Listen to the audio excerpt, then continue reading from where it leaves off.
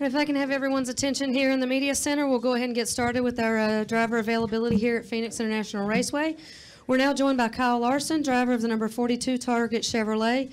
Coming off a 7th place finish at Texas, has scored top 10s in 6 of the 8 chase races, currently leads the Sunoco Rookie of the Year standings by 87 points over Austin Dillon. Talk a little bit about coming into Phoenix this weekend. Yeah, I'm excited to be here in Phoenix. I enjoy this track. I haven't really ran all that great here, but I enjoy it. So hopefully we can have a good weekend. Walked by the car, we got some camo on it, so that's pretty cool. And yeah, I'd like to keep the top 10s going. We've been running really strong in the chase. Had we been in the chase, we'd be in this round right now, and right in the thick of things to make it to Homestead. So even though we're not in the chase, we're still trying to treat it like we are, and try and do the best job we can to make it to the next round, even though we won't. But yeah, it's the last 2 races, it's gonna be fun. Phoenix I enjoy, and Homestead's my favorite. So hopefully we can finish the year off strong. All right, we'll take questions for Kyle. We'll start with Lee, then go to Wolfgang.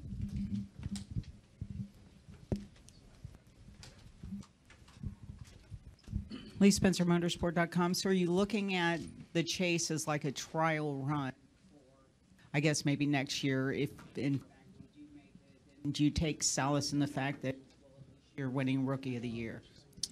Yeah, I guess we're kind of treating it as a trial for hopefully when we're in it next year. Because I mean, we'd be in it right now had we not had a blown right front at Michigan. So yeah, like I said, we've treat every round like we're in it to try and make it to the next round, so we can go for a championship. Even though the best we can finish is 17th, but yeah. What's that? I mean, it's a little disappointing, but it's also not at the same time because we're running good. So, yeah, I mean, we just gotta make sure we're running this strong, to start the season next year and get a win early, so we can focus on the chase earlier in the year. Okay, we'll take our next question, Wolfgang, then go to Bob. Wolfgang Munzer from Germany Rennsport Press Agency.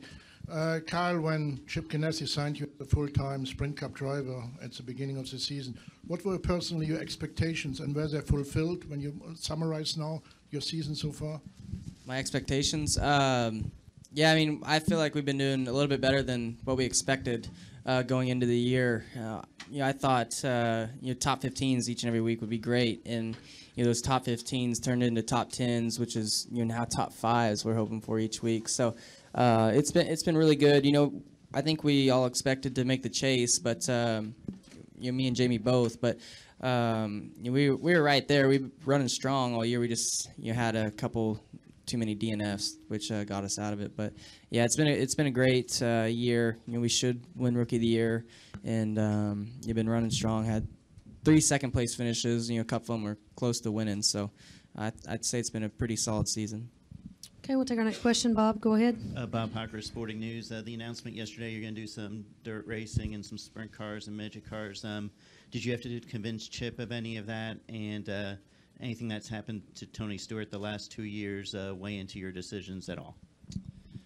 Yeah, I don't think it was very hard to get Chip to let me run these races.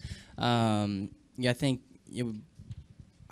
we didn't want to run any during the regular Cup season, so I always had it in my mind to run the races once we got to after Homestead. But and as far as Tony goes, over the last couple of years, I love sprint car racing, so it didn't really weigh in on my thought or decision to still want to run races. Okay, I think we have one here up front. Then we'll go to Lewis and Kenny. Hi, Kyle. Ryan O'Hara, Race Chaser Online. My question for you is, you've only had one Cup race here at Phoenix International Raceway with a 20th place finish, but you've had about 3 nationwide races here. Didn't start off too well, but your most recent race at Phoenix was a 4th place finish. So compare how much you've learned over your experience at this racetrack, and talk about your chances of winning this weekend. Yeah, I feel like anytime you go to a track, you get better. So I hope we'll do a lot better in the Cup car. I think we will. It's been such a long season, even since we've been here, that we've gotten our cars faster too. So, I mean, we'll just have to wait and see once practice starts here soon. But yeah, I think last year in Nationwide I didn't run very well, and then this year I finished 4th, and I think we were a lot better than that. We had something happen to us where we lost a lot of track position, but yeah, like I said, I enjoy Phoenix. I feel like it's a track that suits me, okay. So, hopefully we can just, improve on our finishes. Okay, we'll go Lewis and Kenny. Lewis Frank of Reuters. Bob's question kind of dovetails into mine. They talked to you about earning respect on the track, but you saw last week when it's time to go for a win, you have to go. I was wondering, can you compare sprint car experiences with Sprint Cup, and are you willing to be unpopular to get a win? I don't really know where sprint cars relate to what happened last week, but I mean, anybody will go for a hole, whether it's at a go-kart track or a cup race, so I don't know. But yeah, I mean, last week was exciting.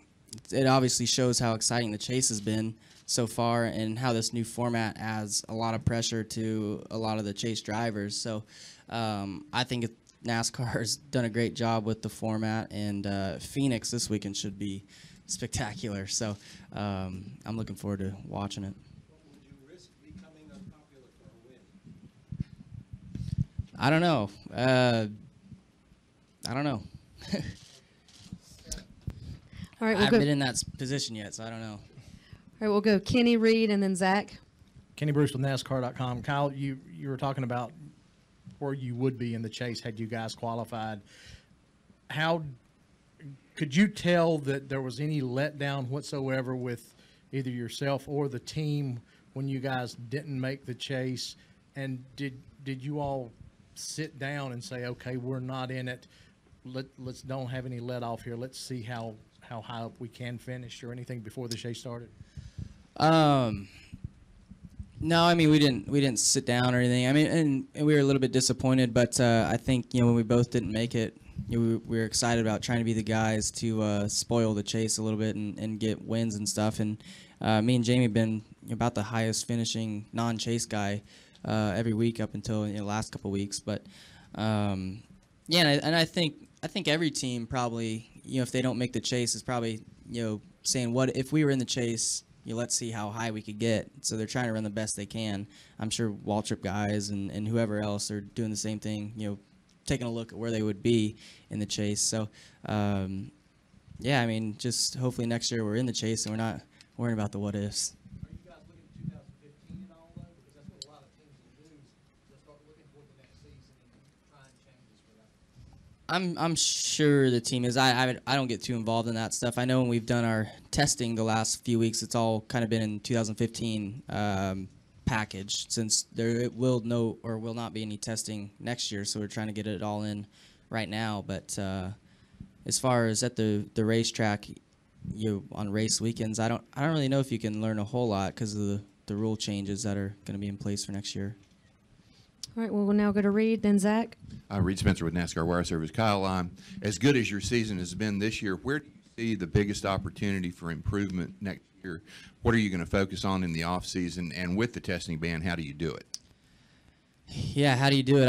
I don't know. I feel like I struggle the most on short tracks. So whatever I got to do to get myself better at Martinsville and Richmond and stuff, and even here at Phoenix, yeah, I got to work on that. So yeah, I feel like Jamie runs really good at the short tracks, and those are probably his strongest and my least strongest. So yeah, I don't know what I got to do as a driver now to get better at them, since there is no testing. But I'm sure with time I will get better. Just got to keep trying hard. All right, next question, Zach, go ahead. Zach Albert, NASCAR.com. Two things, not testing, but how much fun was the Bob Bondurant experience yesterday? And two, how is the mustache going along? Not as good as yours. No.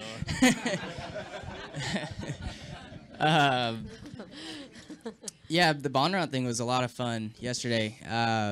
We were out there for Chevy. You were there.